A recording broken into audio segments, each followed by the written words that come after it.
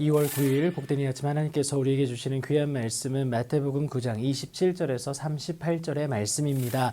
경험한 자 일꾼으로 보냄받아라 라는 제목으로 함께 말씀 나누도록 하겠습니다. 이 일 후에 예수께서 거기에서 떠나가는데요, 두 맹인이 따라오면서 소리질러 이르는 것이 다윗의 자손이여 우리를 불쌍히 여기소서라고 하면서 예수님께 그 치유함을 간구하게 됩니다. 이들 역시 예수의 소문을 들었다라는 거예요. 그리고는 세상의 방법으로는 무엇도 기대할 수 없는 자신들의 삶을 예수님께 의탁드리고자 함이었습니다. 그래서인지 그들의 목소리에는 절박함이 묻어나는데요. 그런데 안타까운 것은 예수님이 아랑곳하지 않고 집으로 들어가신다라는 사실이에요. 하나님 사랑의 실천자로서 어울리지 않는 모습인 듯합니다. 하지만 이것은 그들의 소망함이 얼마나 간절한지를 보기 위함인데요. 그들의 결단은 확고했습니다. 그래서 예수님의 외면에 굴하지 않고 온전히 나아가게 되는데, 그런 그들을 향해서 예수님은 내가 능히 이 일을 할 줄 믿느냐라고 다시금 묻게 되시는데,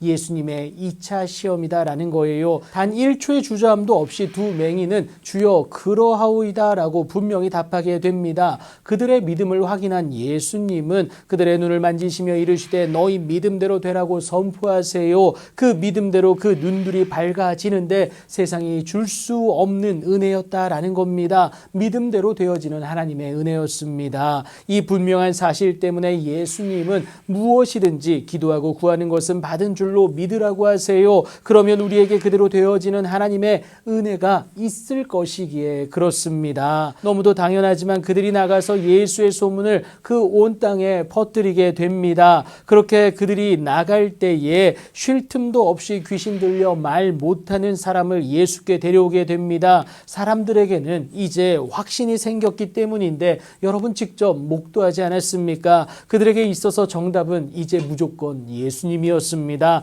그도 그럴 수밖에 없는 것이 예수님의 해결은 일시적인 것이 아니라 근본적인 해결을 가져다 주기에 그렇습니다. 이를 바라봄으로 확인한 무리가 놀랍게 여겨 이르는 것이 이스라엘 가운데서 이러한 일을 본 적이 없다라고 합니다. 그렇게 무리는 그저 놀람에 멈춰 있을 뿐이고요. 바리새인들은 그저 예수님이 귀신의 왕을 의지하여 귀신을 쫓아낼 뿐이라고 치부하게 됩니다. 여전히 자신들의 율법주의적 사고의 한계에 갇혀 있는 모습이다라는 거예요. 그런 그들을 예수님은 불쌍히 여기시는데 아직 잘 모르기 때문임을 예수님이 아셨기 때문에 그렇습니다. 그래서 더욱 예수께서 모든 도시와 마을에 두루 다니사 그들의 회당에서 가르치시며 천국 복음을 전파하십니다. 그리고 모든 병과 모든 약한 것을 고쳐주시는데요. 이 사역을 통해서 하나님이 누구이신지 그리고 그가 원하시는 것이 무엇인지를 자세히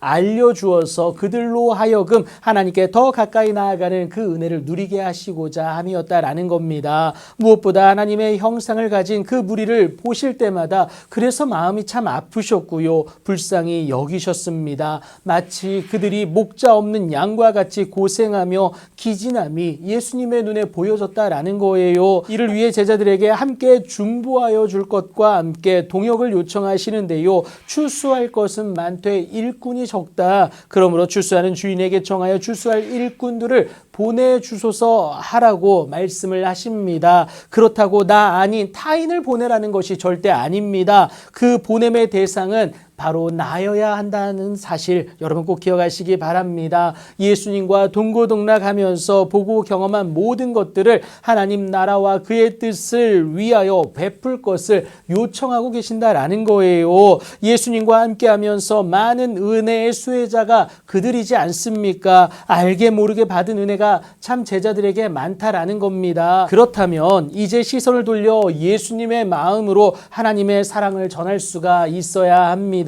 여러분 이제 결단하십시오. 주의 일하심의 통로로서 쓰임받는 귀한 일꾼으로 보냄 받으셔야 된다라는 거예요. 그 보냄의 일선의 선자를 하나님은 절대 두고만 보질 않으십니다. 당신의 가장 좋은 것으로 채우사 당신의 귀한 일들을 감당케 하신다라는 거예요. 그 가운데 하나님의 축복은 있을 수밖에 없습니다. 그 놀라운 일들의 주인공으로 귀하고 복되게 쓰임받는 여러분들의 오늘의 삶이 되길 예수님의 이름으로 축복합니다.